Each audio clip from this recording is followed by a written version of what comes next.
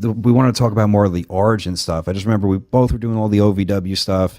You know, I just want a job. You probably just want to get called up or something. I don't even know what you want at that point. Like when you're in OVW. Oh, my mindset was just survive the day. I was so mentally fragile from my time in Deep South that I remember, just so a quick story on that. My first day at OVW when they transferred me from Deep South to OVW.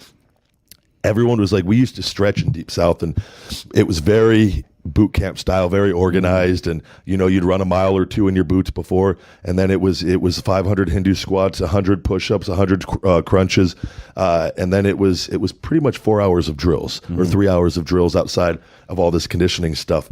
But I got to OVW and saw everybody laughing and having fun, and like Al was like in the back because class hadn't started yet. Sure. And he's like, all right guys, let's go, let's get warmed up, and like guys were kind of just, it was much more lax, and I was standing there in awe and in fear, waiting for somebody to just come out screaming at us, what the fuck are you guys doing? And it blew my mind looking back at all that. Jesus.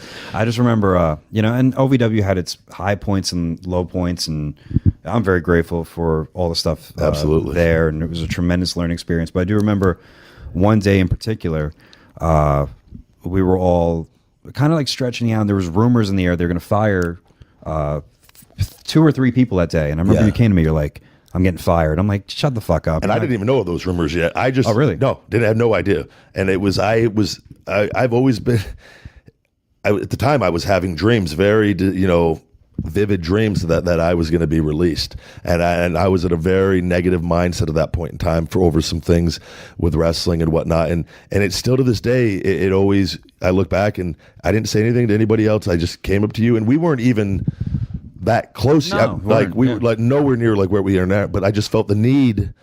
I don't know why. I just like, I'm getting fired today. Like, and you go, no, you're not. And I said, yeah, I am. And I did. Yeah, I remember it was right before drills, and we were all kind of speculating. It's funny, we were speculating on, we just heard rumors, or at least I did. At least I don't know if I kind of, maybe I was secretly hoping everyone get fired because then I was hoping I get a job.